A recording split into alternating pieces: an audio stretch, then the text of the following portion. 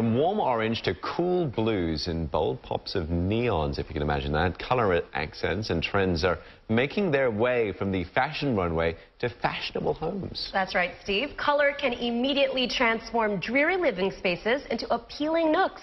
A lot can happen with a dab of paint, as we find out next on today's Real Deal.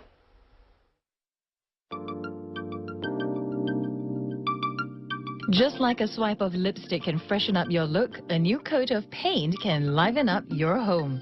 It's an easy and relatively inexpensive remodeling trick. While the colors and effects reflect your originality, there are some key trends and hot new colors to look out for. We've definitely seen a move to more warm kind of colors, which is more around the oranges and the browns and the yellows, definitely emerging this year as a trend. Generally, people are going for more pastel colors. Pastel colors, off-whites, generally safe colors that don't affect the feel of the room that much.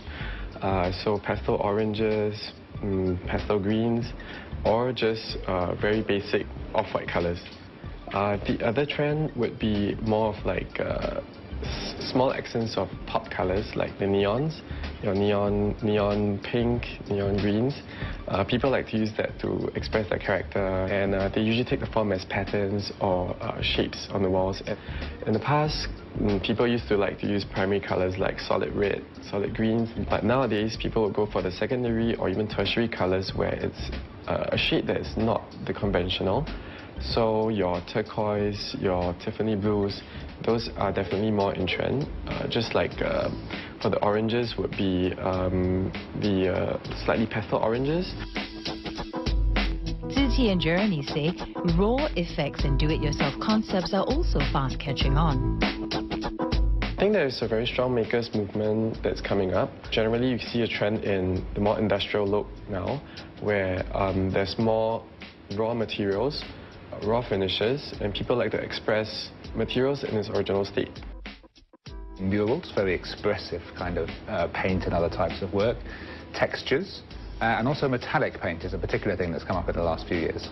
So things like cement screed, rusted panels. So some of the paint effects are actually mimicking this kind of rawness and hand-painted effects. So like your ombre, your sponging. Basically, the paint colors will add a sense of humanness to the space, as well as a touch of that DIY to show people that they are no longer the generation that just buys things put on the wall. They want to have a bit more say in the space.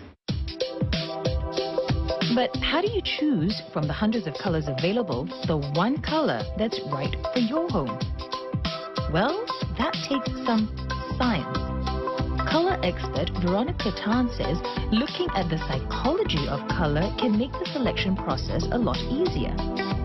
Warm colors basically are related to happiness.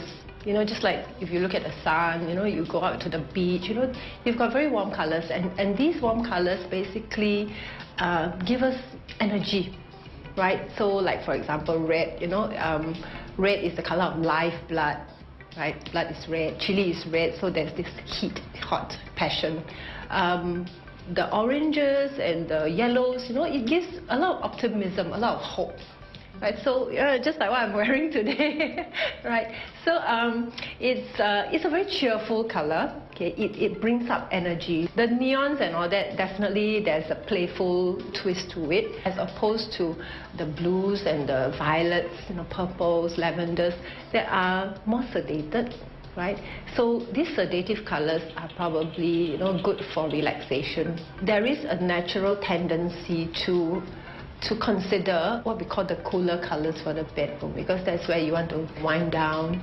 I would actually not recommend cool colors for study rooms for children. His heartbeat's going to slow down. He's going to get very dreamy. He might want to fall asleep. Dr. Candice Pert, she actually correlated this to the glands in the body. For example, when we are fearful, we are nervous, that relates to the gut. The yellow bellies of cowardice is basically the yellow in our adrenal gland, you know, or rather the yellow vibration that vibrates alongside the adrenal gland. No wonder we often use colors to describe our moods. Getting the blues, being green with envy, seeing red. So it might not be a good idea to decide on a new home color scheme when you're feeling angry or sad. Instead, go color shopping when you're relaxed. You also need to make sure that the color fits and complements existing furnishings and fixtures. Well, unless of course you're looking at a complete overhaul of the interior. One easy way to find out is by using a visualizer.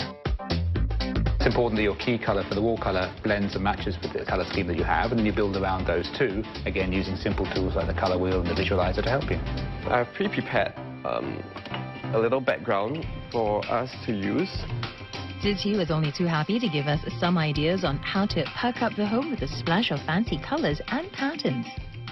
And I want to create a border that is around here. Firstly, we'll use masking tape. What's most important for masking tape is you got to try and make sure that the masking tape is not too sticky. So we will try and create a band of purple up here using a sponge and 2 purples. Try and use paint that's not too wet, and then sponge on.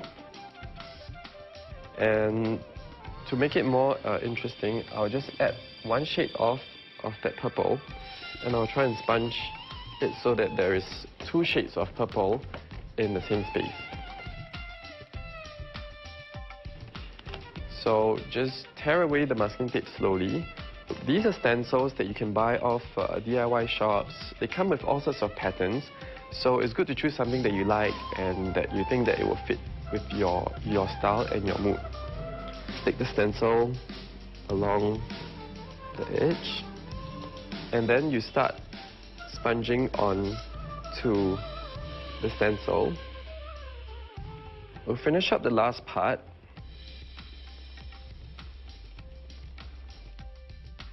I'm just going to finish up by adding another stripe here at the bottom just to finish it off. And then I'll use the same sponge to create the stripe.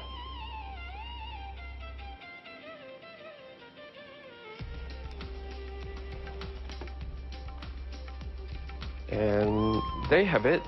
We've created a pattern. And generally you can use these patterns where you have a darker color at the bottom. You create a border which is around the waist level, and then create a texture on top to fill up the rest of your walls. This is a very simple way to create a festive mood to your house. Use it as a talking point for your visitors, and at the same time have some fun doing it.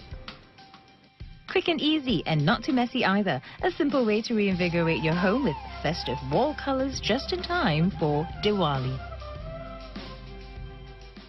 There you have it, an easy way to update the look inside your home, office, or even just your own personal corner of the home or office. All you need is a bit of paint and some creativity, and you can tell by looking at the two of us. I'm in grey and Annalisa's in blue. I like blue. This blue is bright. It is where the creativity lies at the desk. It's clearly on your side. Well, I was going to say the hot color I was reading about analysts predicting hot colors every year is this year it was supposed to be Radiant Orchid. Really? So orchid is wonderful. I don't even know what colour. Is that a purpley kind of colour? It's like a purpley colour. Like Think of an orchid. Oh, like the, well, okay. Like Singapore's orchid? Yes, no. The WTA's, their colour is kind of a purple. The tennis that's going on here in Singapore. Yeah, it's a mix of like kind of a light purple and a lavender. Ah, okay. So that's, well, but you know, you don't have to follow the trends. Apparently the takeaway from the story is to paint according to what makes you happy. Yes. And not just, you know, the ordinary off-white like apparently we have at our homes. Well, not just at our homes. If you look behind us, maybe our set designers will be taking note and think of some colours for us as well. That's right. Maybe it's because it's made to make us pop. It did bring back memories though, watching that. One of the studio directors in my ear said, do you remember when you did that DIY video? And there's footage of me online somewhere of painting walls and being very descriptive and doing very similar to what he was doing. You look so young in it, It was a paid gig. I was young and needed the money. Now you don't paint anymore. No. Now you've moved on. Yeah.